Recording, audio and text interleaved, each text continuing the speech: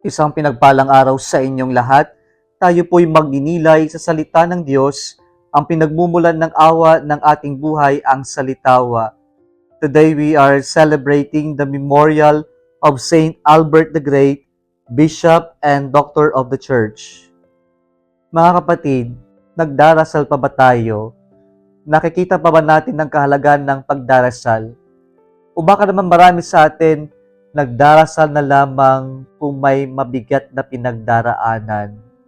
Kagaya po ng kapag may nangyaring sakuna, kapag po may kalamidad, may pagguho, may parating na super typhoon. Ganito na lang pa ba ang basihan kung bakit tayo nagdarasal?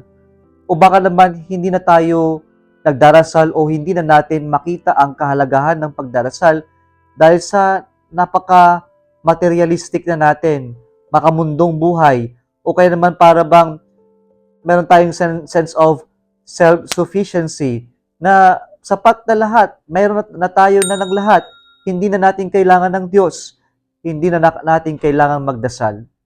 Mga kapatid, ang ating pong ebanghelyo ngayon ay patungkol po sa pagdarasal na hindi tayo nawawalan ng pag-asa o napapagod.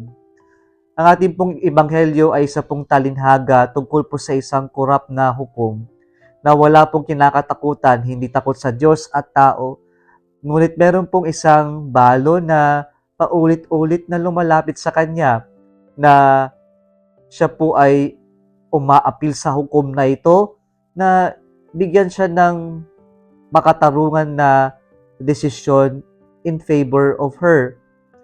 Pero sa gaya niya pong hukom na walang pakialam sa kapwa-tao na hindi niya bibigyan ng atensyon nito, pero meron pong isang bagay na hindi natiis ng hukom na ito. Ito yung persistence ng balong babae. Mga kapatid, ang punto po ng Panginoon kung ito ngang korap na hukom na hindi takot sa Diyos at kapwa-tao ay bumigay sa persistence ng widow. Ibinigay yung hinihiling niya dahil sa kakulitan. Paano pa kaya kapag sa Diyos tayo na mapagmahal, maawain at mahabagin tayo paulit-ulit na lumapit.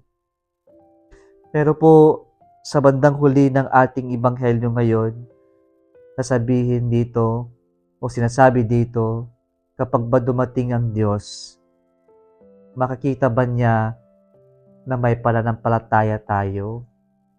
Napakahalaga po mga kapatid na nagdarasal tayo hindi lamang dahil may kailangan tayo sa Diyos o dahil nag-i-invest tayo kasi gusto natin may bumalik sa ating magandang biyaya.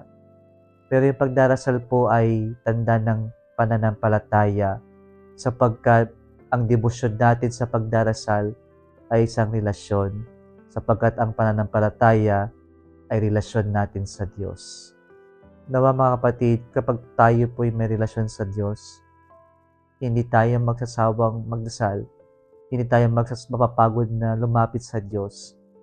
Paulit-ulit tayo, kahit na minsan pakiramdam natin, tila hindi nakikinig ang Diyos, tila walang pakialam ang Diyos sa panalangin natin, o kaya naman tila ang bagal ng Diyos na tumugon sa ating mga panalangin.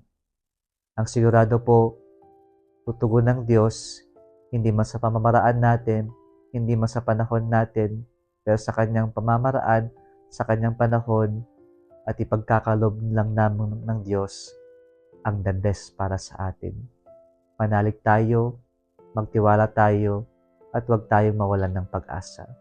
Kung nagustuhan mo ang video na ito, huwag kalimutang mag-like, i-share at mag-subscribe sa Salitawa Facebook page and YouTube channel. Muli isang pinagpalang araw sa inyong lahat. Gawin nating viral ang salita ng Diyos.